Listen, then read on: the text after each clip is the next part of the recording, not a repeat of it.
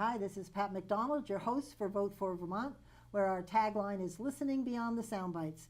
Joining me is Ben Kinsley, who's co-host and co-producer. Ben, it's been a while. Happy New Year. Happy New Year. Thank you. And our guest is Guy Page, who's a publisher of the State House Headlines. Guy, welcome.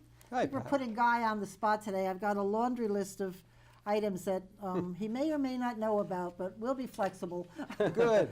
We wanted to give you an introduction to this year's legislature and take the first half of the show and talk about what happened last year, at least we forget. And that you know. We know what happened last year. And then to talk about what to expect this year. And we have a couple of favorite ones here on this show that we will be following, so we'll tune into that. But first, you have to tell us a little bit about yourself, since you're a repeat guest. Sure. Well, Vermont native, married. I live in Berlin, and I've been having a lot of fun the last couple of years publishing this State House Headliners, because I used to be in the news business, and then as a lobbyist, more or less, in the State House, you see all these fascinating stories come by, and you wonder, why isn't anyone writing about this? Or why aren't they picking up on the things that I think are important? Right. So really, it's just sort of a cathartic thing where I said, well, if no one else is going to do it, I'm going to do it. Well, we're glad you do it. It's very interesting. Thanks. I love the comments that people... Oh, I love the comments. Yes. They're always the best. Yes, exactly.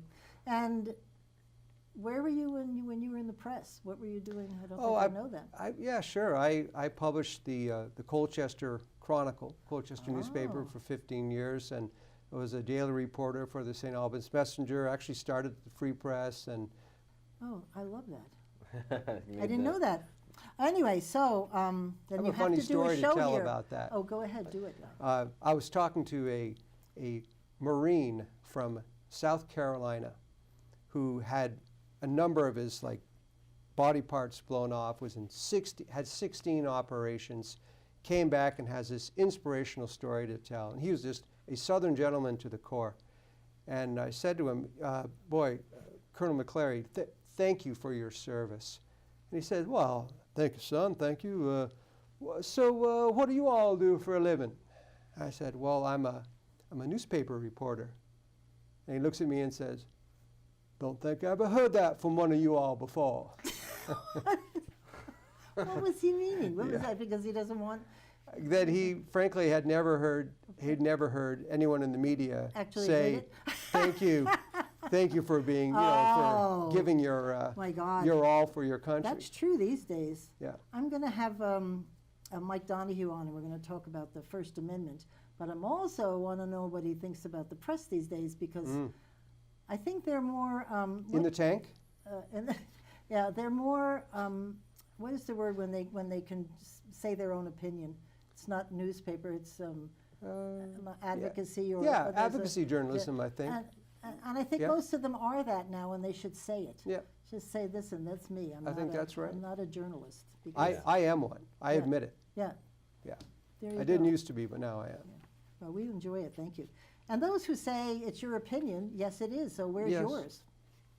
I was going to write that back on something I read the other day, and I said, well, if you have so many opinions about what Guy says, why don't you add your own? Sure. But anyway, here's our list. You've seen it. And we're going to first talk about 2018. You can just raise your hand and say we can move on. Right. The state budget, of course. There was a lot of good stuff in it. And then towards the end, as the governor was saying, no taxes, no taxes. Yeah. At the end, we had a veto. And could you talk a little bit about your impression about the veto and what... Sure. What I saw was a legislature that was determined that its spending priorities go through. And the governor, a lot of people gave the governor a lot of grief last year for various things, but boy, did he ever try to hold the line on the spending. And also, I must say, the House Republican caucus also. Yeah. They were right there with the governor. But the fact is, there was a deal had to get done eventually, And the governor, in order for the state to continue functioning, said, look, I don't want to do this, Right. but got to do it. And so I give him credit that there was a real effort there to hold spending as much as he did. Did they, at that time, you might know that too, Ben, did they last year deal with the 80-20 with the teachers? Remember, that was the year before's discussion, and I don't remember last year having a lot of discussion It's about interesting about the 'cause, 80-20 and whether that's going to come back this year. Well, what was interesting about that is the teachers unions who had opposed it the first time around, right, actually came back in support of that type of arrangement. Really?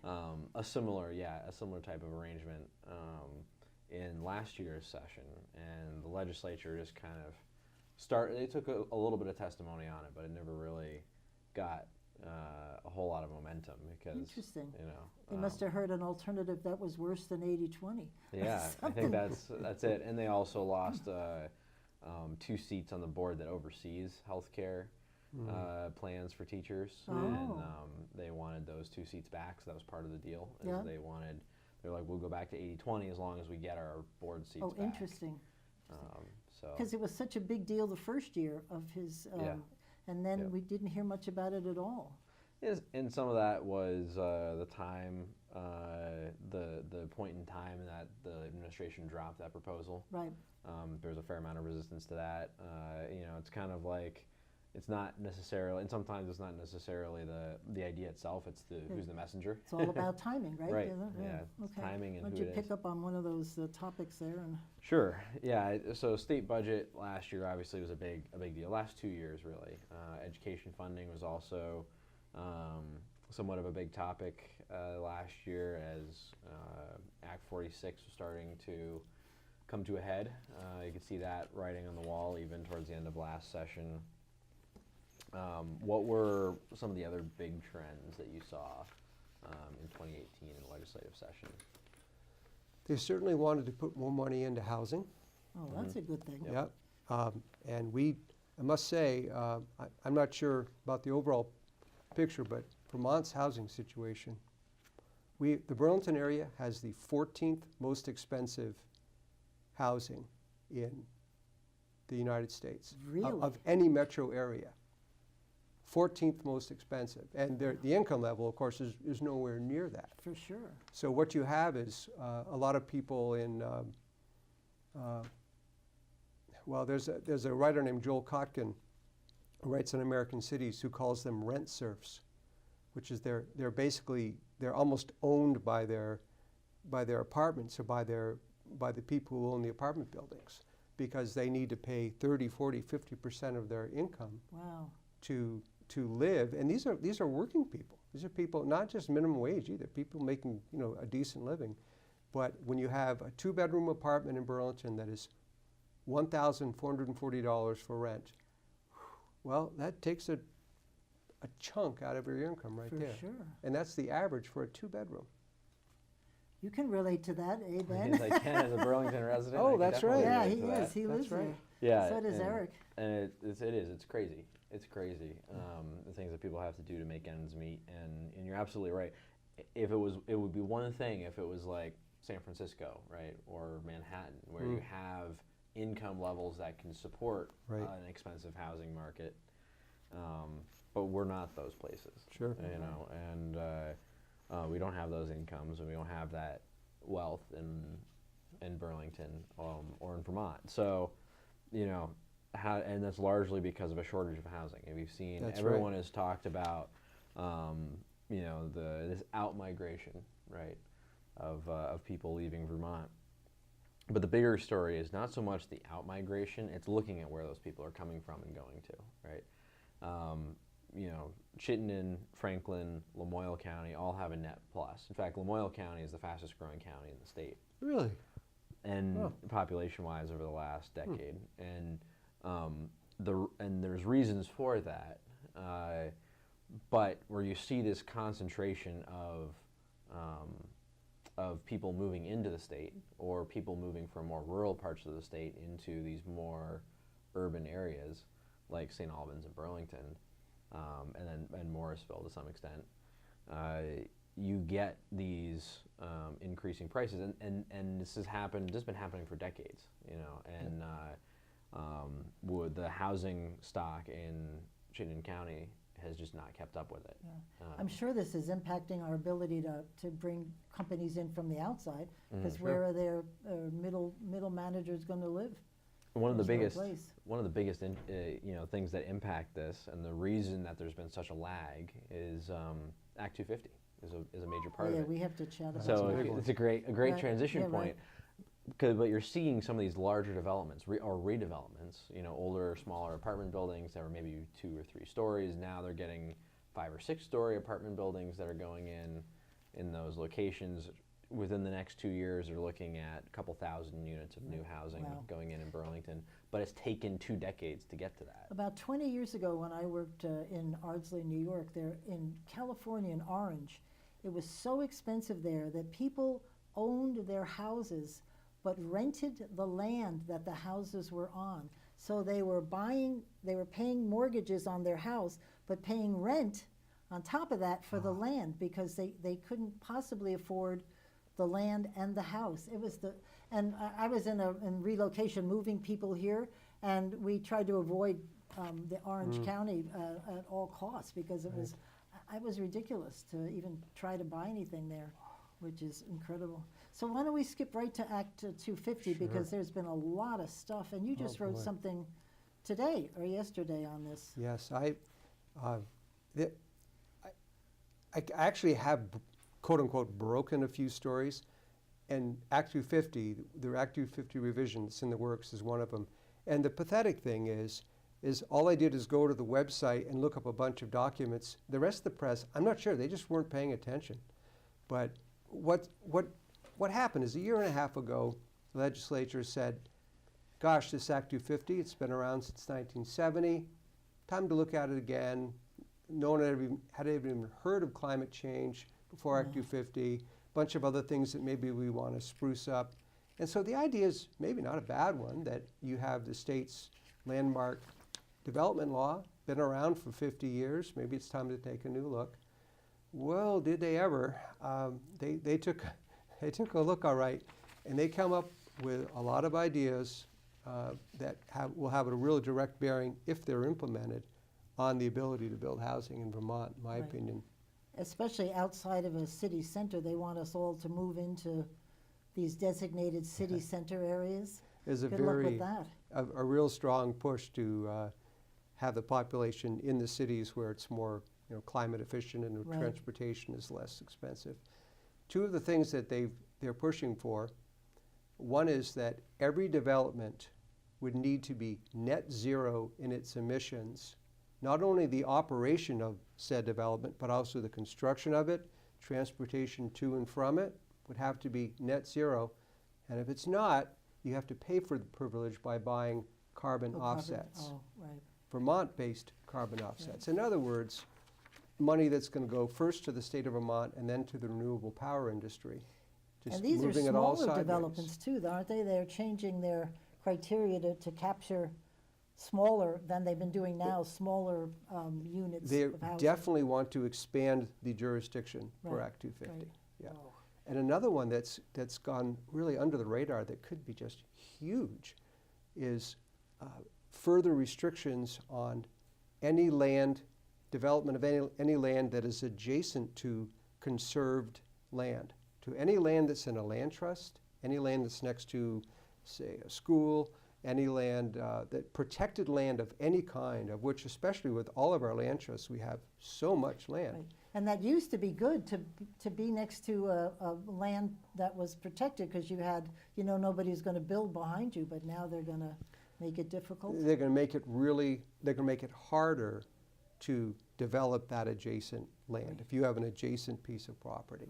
And, maybe some is called for, but considering how hard it is right now to build housing, Vermont has the oldest housing stock in the nation.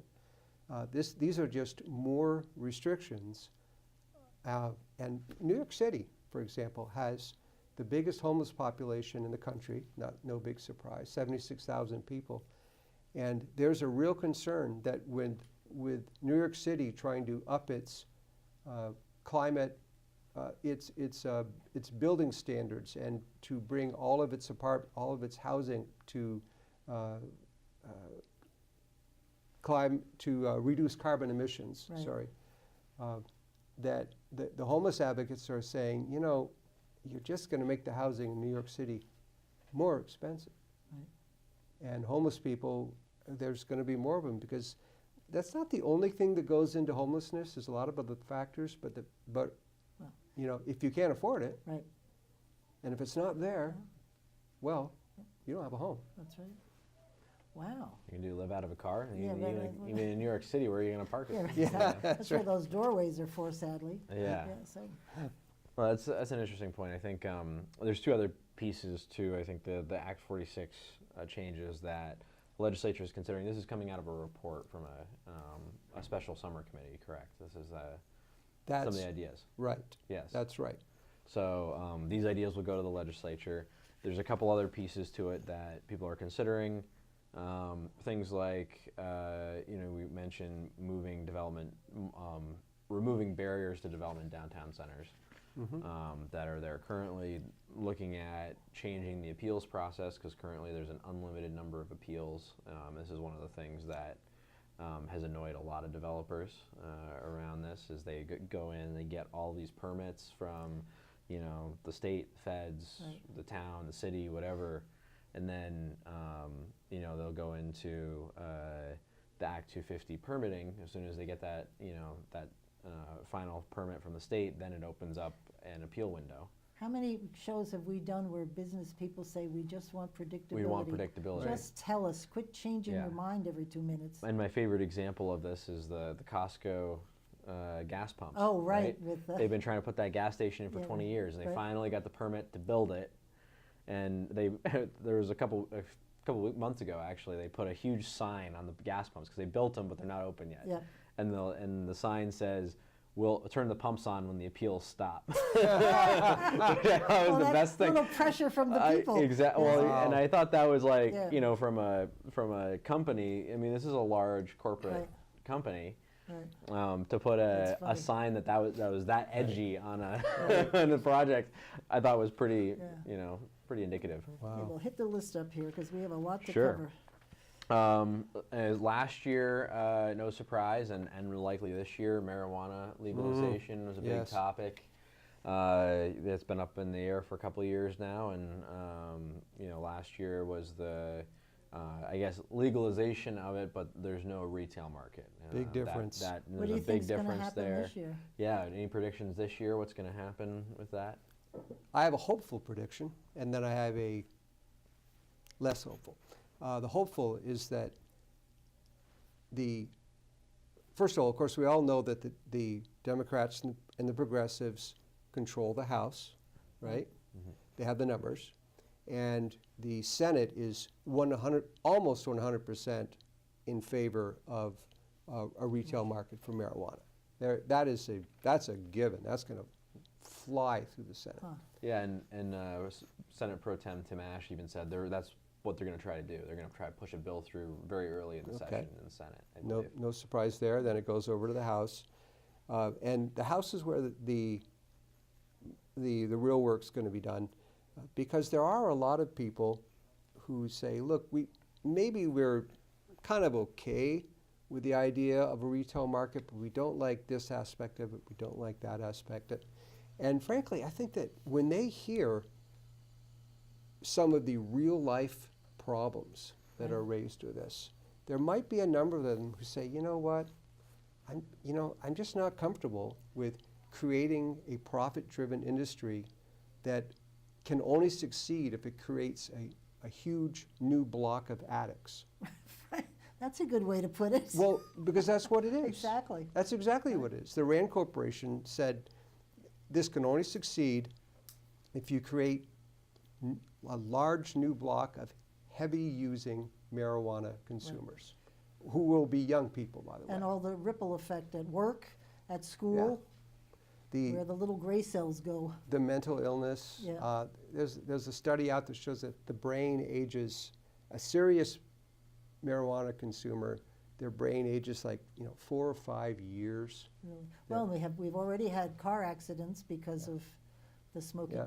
Now, I That's have a supposed to note, go up, is by this the true? way. The Vermont Marijuana Commission does not endorse commercial pot. Is This was anybody interesting. gonna listen to them? Well, No. No, but not. Let's not misunderstand. When I was interviewed by Channel 3, and the narrator said that the Vermont Marijuana Commission recommends a pathway to commercial pot. And what the commission did is it's a little more subtle than that. They basically said to the legislature, if you're going to do this, we're not saying you should, Right. but if you're going to do this, then here are some ways to do it that would limit the damage. And Oh, I compared it to a parent who's talking to his kids about, sex or drugs or skydiving or something, Right. and say, look, if you're going to do this, make sure you, Right.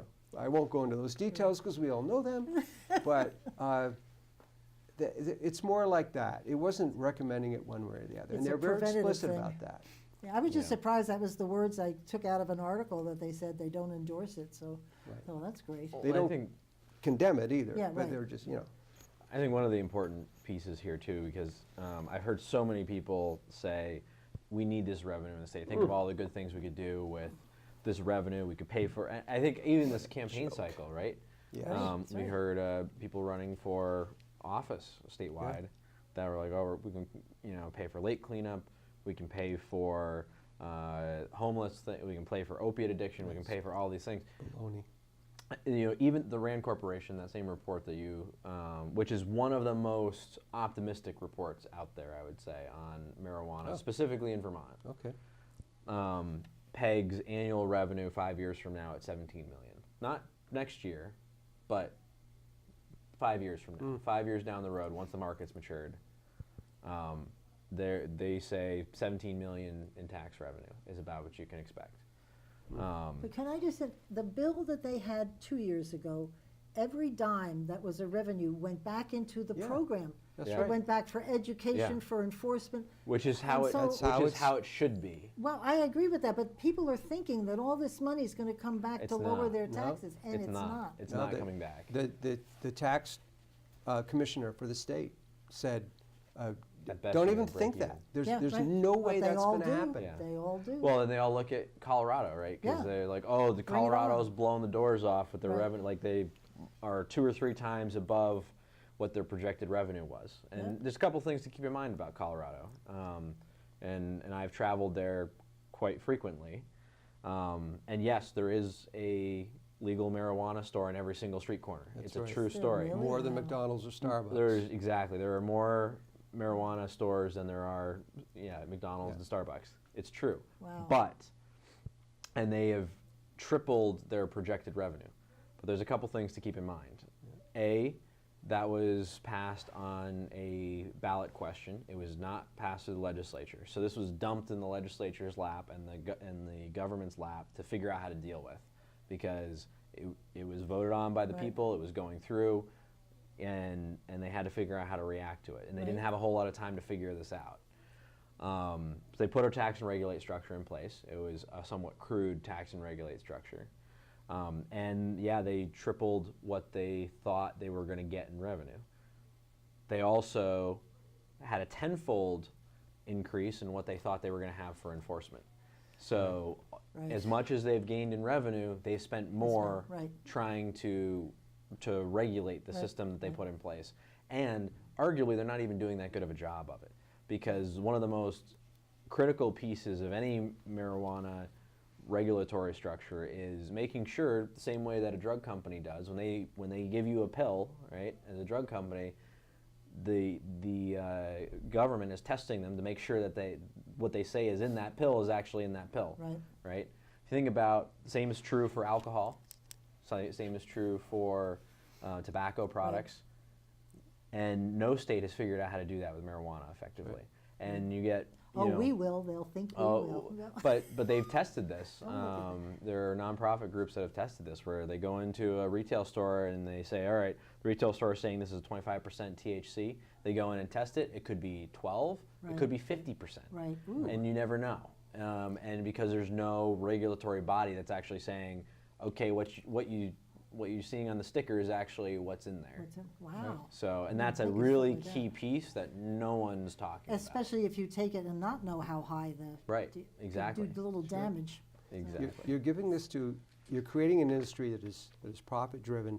In Colorado, they did a test where they went around asking all the different stores, so is it okay, I'm pregnant, is it okay for me to smoke marijuana? Yeah, sure. 70% of the stores Said yes. said, sure, go ahead. Oh, my God. You know, but it's just going to be a safe, regulated, legal market. Even just regular smoking, the smoke Right. does, when my mother had me, she was smoking constantly, and the doctors told her to stop because it can have an impact. It's probably why I'm so tall. My mom smoked, but they told her to stop because Right. just the smoking alone will Sure. impact the fetus. Anyway, let's have so many things here.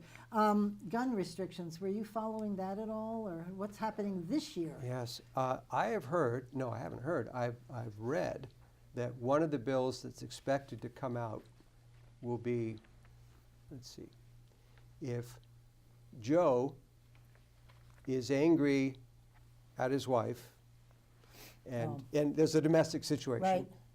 and he owns a gun, then it's assumed that Joe is going to give that gun to his buddy Ed.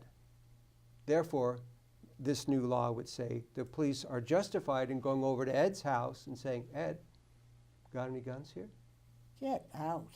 That's what it says. And this is what I read as one of the, from one of the, you know, the people who would be pushing this, that's one of the bills they want to go for. Well, I'm not even going to comment because Yeah. wait for the gun police to come in my house. This- Good luck to this them. just played out recently Yeah. because of the what do they call them? The bill that passed last year had a clause in there that would basically take away, that gives them the right, Right, the for police domestic. right, but it's yeah. not just for domestic issues. It's if there's a threat to a public institution, for example. And it doesn't even necessarily need to be a direct threat. It could be an indirect threat, and that's how this one played out. Because this was in the news a couple weeks ago. Because there was a student that overheard two other students talking about a fourth student that they didn't particularly like, and these two students that were talking that were overheard apparently were coming up with a plan to go get a gun and shoot this Oh, lovely. student. So, Right. so another student overheard this, reported it to the police. These two students didn't actually have access to a gun. The one that wanted to do the shooting, the one that he was talking to, his uncle had a gun that he thought he might be able to get. So these two students were picked up by the police. The one that was making the threat was put into a rehabilitation program almost immediately, and the police actually confiscated the firearm from the uncle. They went to his house and confiscated the firearm Whoa, because there was a so threat. much wrong with that. There was a threat that this nephew was going to be able to have access to that firearm and give it to another student. I'm sorry, the word unconstitutional comes to mind, and that's pretty slim, isn't it? That maybe my uncle, maybe the guy down the street knows Bruce has a gun and comes Right. in my house and gets it. What? Right. I don't get that. That's wrong.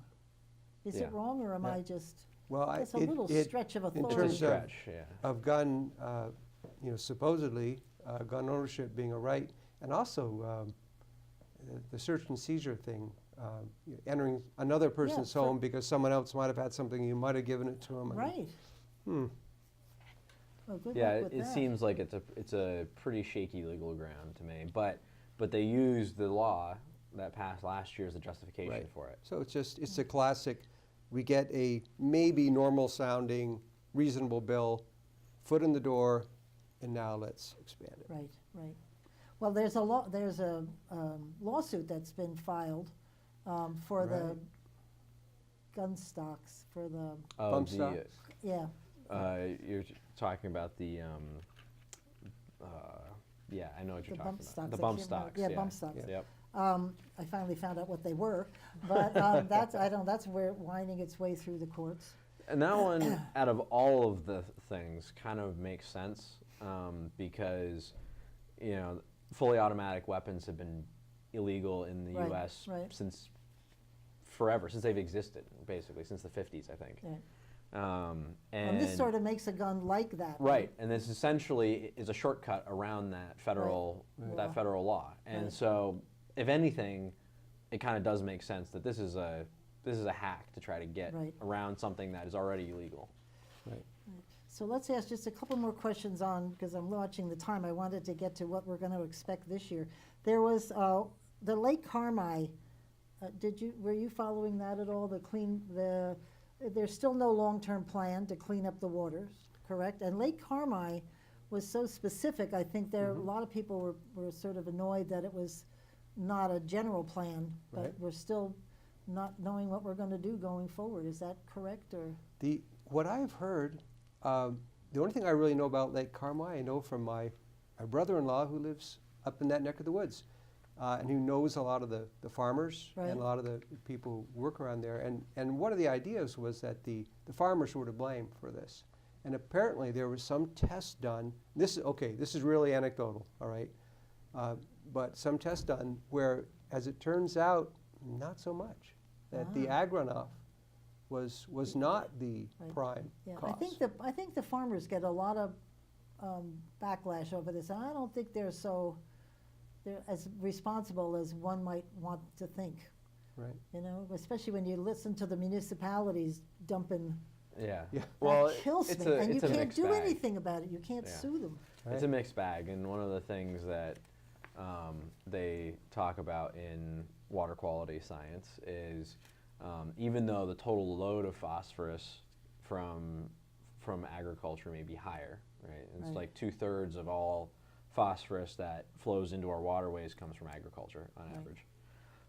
That's not necessarily true for any individual body of water, but overall, 2/3 of it's coming from agriculture. But what's interesting about that is you're right. You have these municipalities that are dumping Yeah. millions of gallons of sewage, raw sewage or And partially people treated go, "Oh, sewage. well." Yeah, but those but the partially treated sewage that they're dumping is almost worse because it's already partially broken down, and so it's actually more available as a source for cyanobacteria. Right. So cyanobacteria can latch onto that and process it a lot more quickly. Interesting. So it's actually more likely to cause algae blooms than agricultural runoff. So we're doing its work for it. Yeah. Right, exactly, yeah. So last year, the governor vetoed 4 bills, or at least on this list there was something about unconscionable terms of a contract, and that didn't get much play at all. I read about it, but I didn't quite understand it. Medical monitoring, so if I'm exposed to my company's toxins, they don't have to pay, well, they do if I work there, but as a citizen, if I get exposed to toxins, they don't have to pay for the test. That was something that this bill did. But the other one that everybody heard about was the $15 minimum wage and paid family leave, and I'm assuming that's coming back this year Oh, for sure. definitely. And Right, for sure. also the education spending bill, which was vetoed the first time around too. Oh, that's a big one they didn't have on this list. Shame Yeah. on them. Well, because it eventually passed, but Yeah, you know. but the special ed, I read where they're paying special ed dollars now by the number of students, the population of the students in your school, which means that sometimes you may not have many disabled kids, and you're paying more, but it will even out at the end because you get a certain amount of money every year that's the same. It's a capped system. Yeah, so every school, based on the number of students, gets a percent, they'll figure a percentage of average percentage of disabled children, then you get X bucks every year.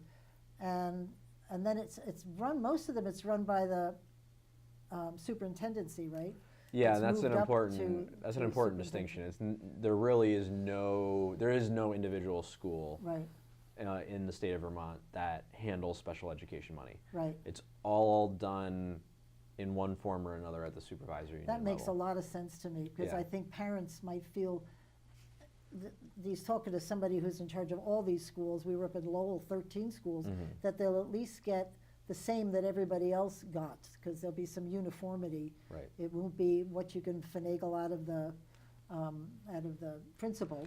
Well, Because, I mean, yeah. parents, they certainly, and I would too, would want the best from my child, and Mhm. maybe this puts a little bit of, here's what we can do for you. That bill was kind of a response to a trend the legislature had seen the last 2 years of, the fastest growing part of This the special ed. overall education spending was special Special- education. right, right. And so they were trying to make special education spending more predictable. Yeah, And one of the things that they were concerned about was, the definition of who qualifies for special education now is so broad yeah, that you can qualify a whole bunch of different things that even 10 years ago you couldn't qualify as special education. And then what was happening is schools were getting funding based off of the number of students they identify as special needs. right, So it was kind of a perverse, yeah. Well, incentive the structure. people I talked to from the different schools were happy with this payment system, because some years you may be paying more, but other Mhm. years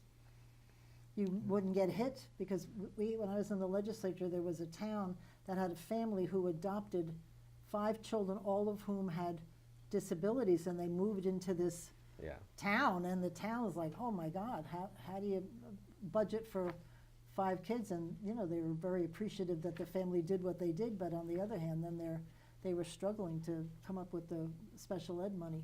Yeah. Anyway, there's so much that happened last year. I know we can't get through all of this. The gender-free bathrooms, drones near prison, I like that one. And they had an anti-racism work committee in state government, and apparently, this was interesting, I don't know if you knew, the governor vetoed that bill and created the position through executive order, because he didn't think the legislature should be able to create positions and fill them in his bailiwick, which it's his right to do that. That's right. Yeah, but I read that and I said, well, good for him. Yeah. And then now they're dealing with the 2 lawsuits for Act 46. 3. 3, what's the third 3. one? 3 lawsuits now. Did There's- Deb put hers in? No, there's Stowe. There's the lawsuit from Brooke Page. But that one got dismissed, I which thought. got dismissed. Yeah.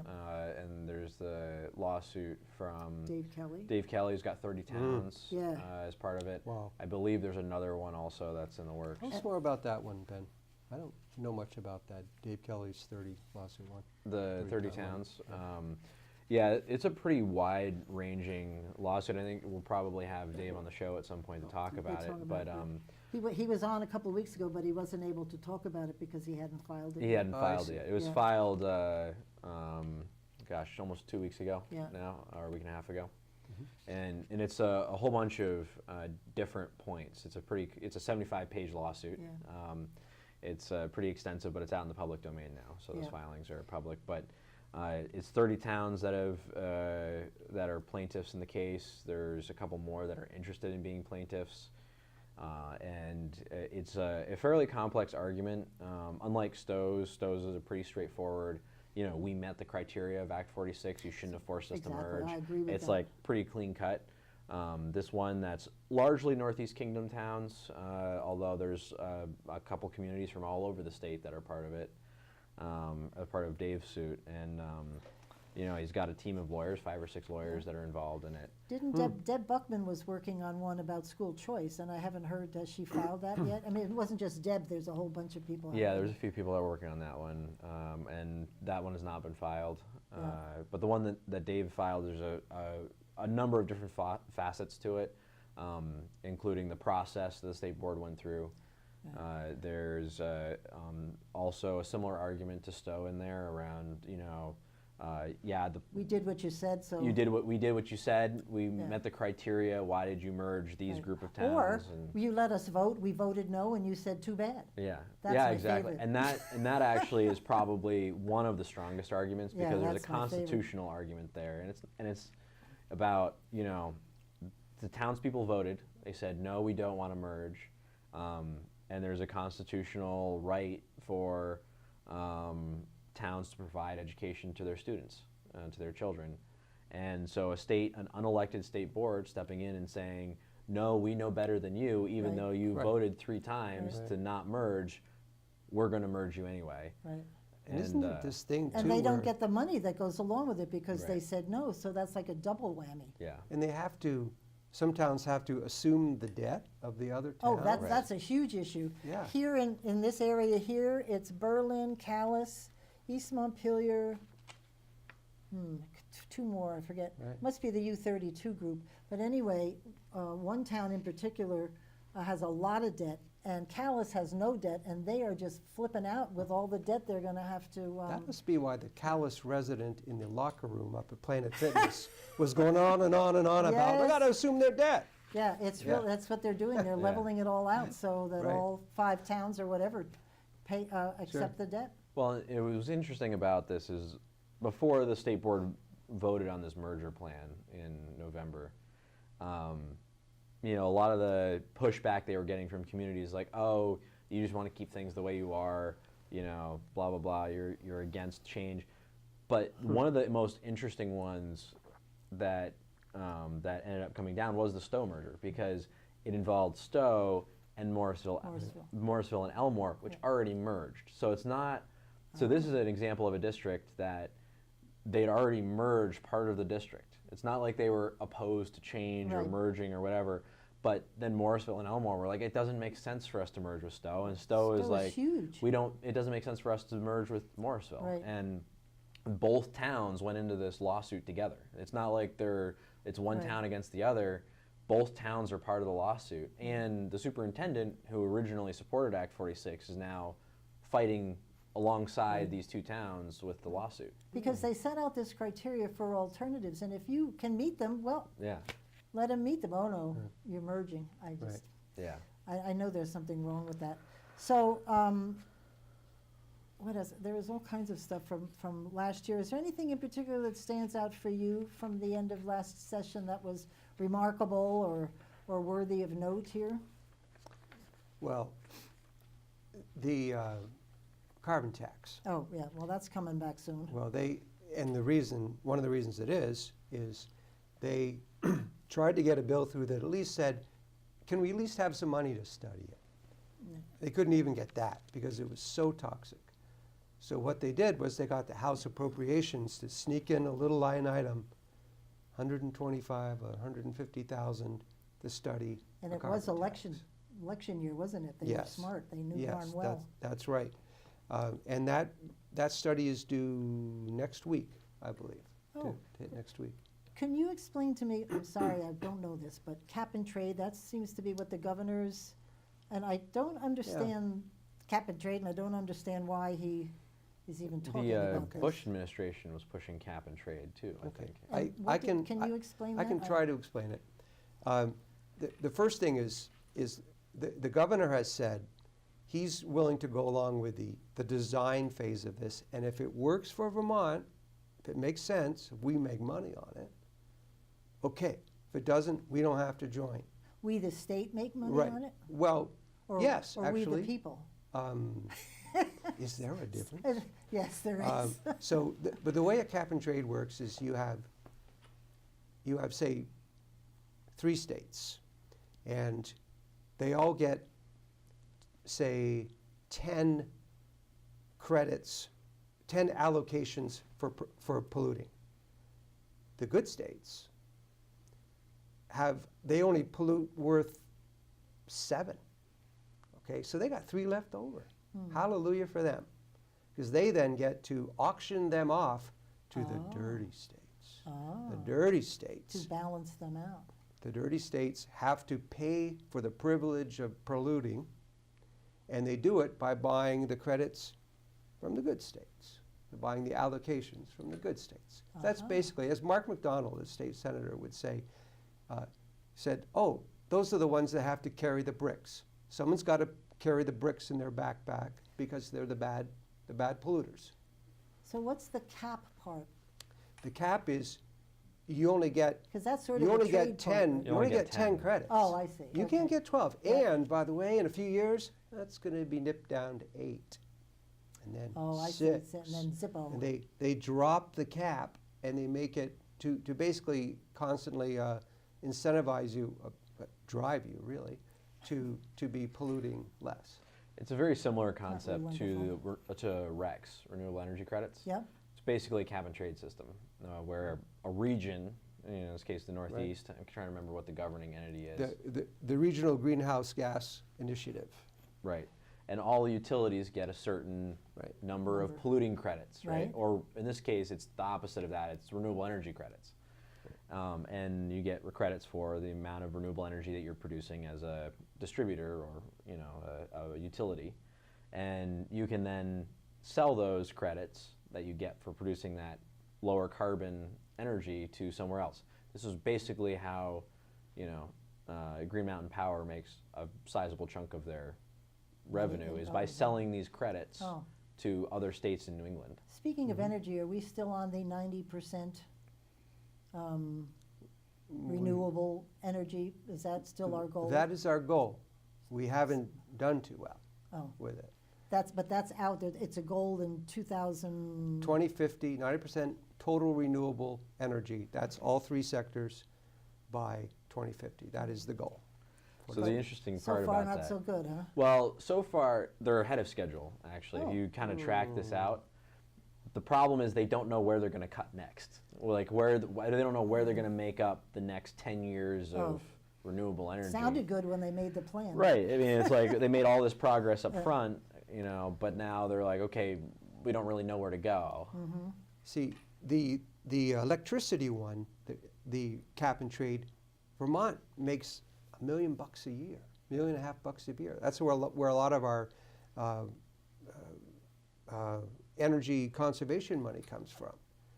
But the reason we make money is because we don't make any dirty power in this state. We don't have any oil burning plants. We don't have any gas burning plants. So we're the good guys. So Connecticut and Massachusetts, they're the bad guys. And so it basically end up needing to pay us. Now with the governor's, not the governor's initiative, but this transportation initiative that he's looking into, it's the exact opposite. Because it's only on transportation emissions. Oh. And where do we stink, literally? Yeah, right, In that's where it transportation. is. Yeah. We are We the all have worst cars. state of all of those 10 as far as the percentage of our total emissions being transportation, Yeah. 54%. I always got to charge it when I worked at DMV that there were right. many more vehicles than there were people. Oh yeah. It's Huh, is that right? and quite a difference between if there's 300,000 people. I think it's more than that. We have 350,000 vehicles registered. Huh. So that just what? Because everybody's got 2 and 3 cars. They've got 2 cars. They've got 3 cars. And they've the got truck. the truck and the motorcycle and the RV and yep. the boat We're and good all to that go. stuff. It just, when you see that number, you're like, really? Yeah. But it's Yeah. true. Yeah. Well, and we need them. If you live in rural Vermont anyway, you've got to have, For sure.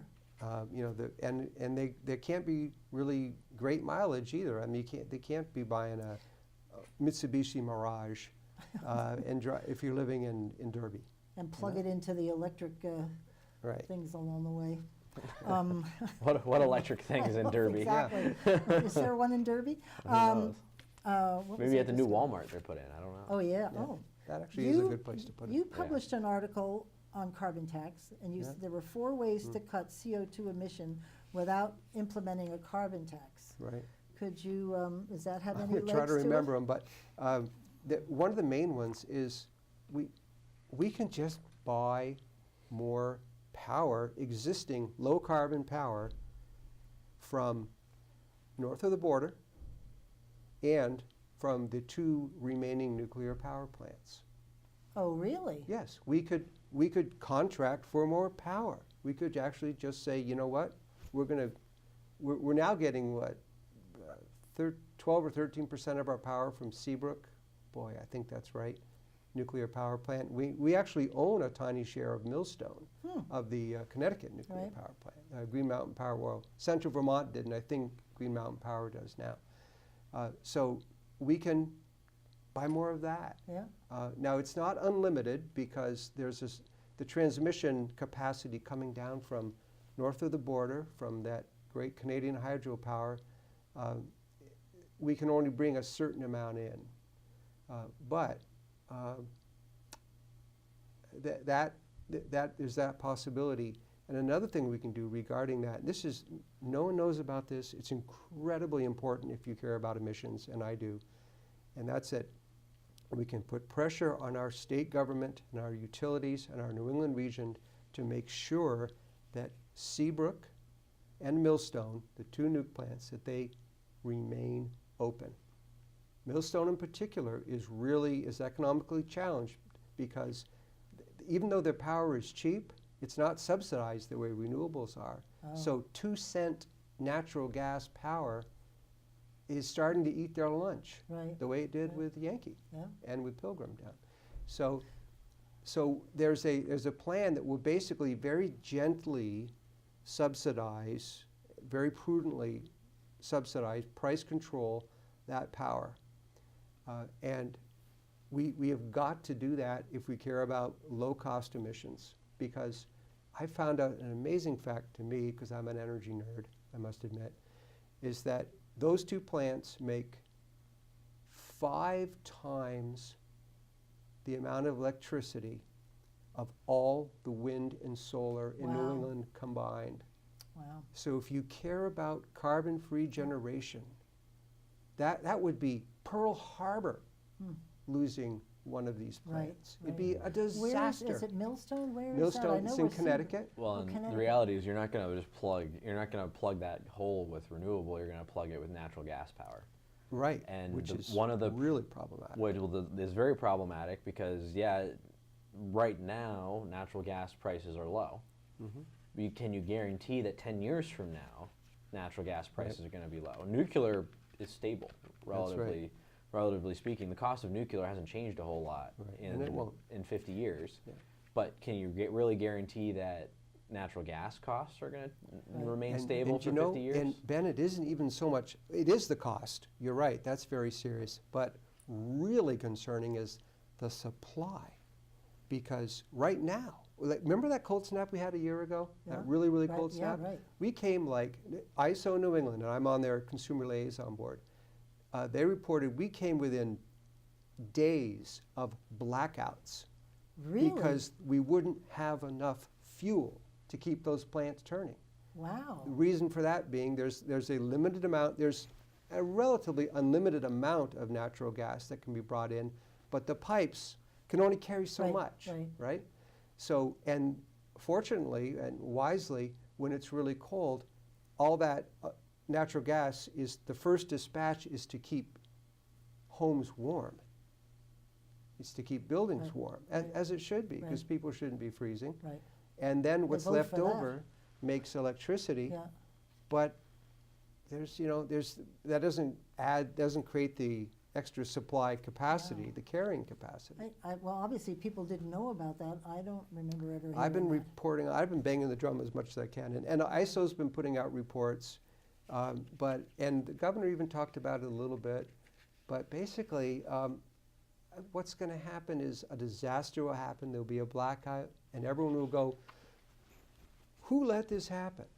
Well, Ta-da. ISO was Raise your created hand. to avoid this happening. That's right. ISO is the first regulatory body of its kind that was created. After the New York 75 blackout. New York 75 blackout, that's right. yeah. Where there was a very similar thing. The Right. grid was stretched to capacity, it was during a cold snap. Someone flipped the wrong switch somewhere in Pennsylvania Right. and Yeah. set off a chain Right up the reaction. seaboard. Yeah. I was Right. in an elevator, I'll tell you that Oh, story no sometime. kidding. In New York City at Wow. Elizabeth Arden.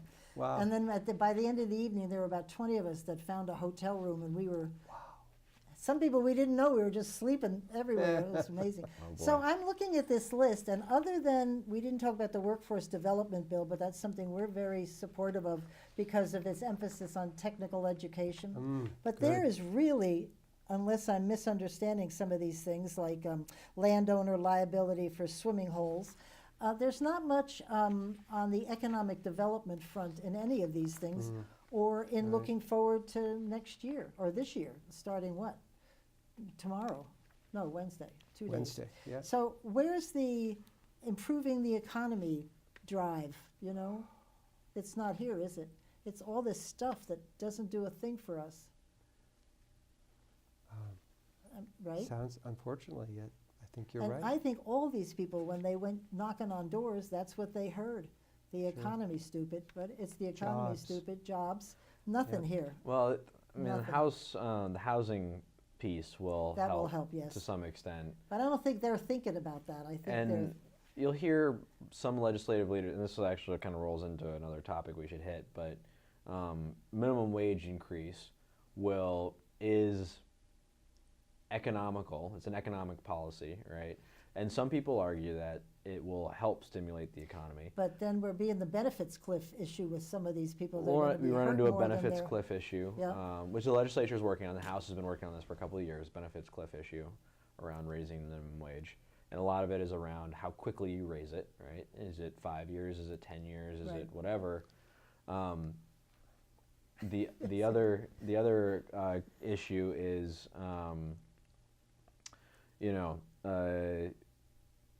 minimum wage redistributes where money is flowing in the economy.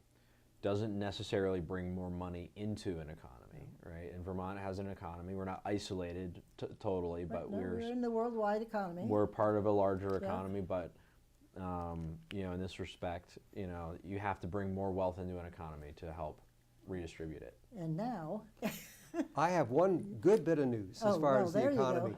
The 2017 tax cuts have this little known thing called opportunity zones. oh yes, that's supposed to be a big thing with the president, is that Yeah, not? well, it He's is. been touting And that. Vermont has like 15 or 20 opportunity zones, Good which is for him. basically every poor city. Yeah. You think of, Springfield, Newport, Barre, Rutland.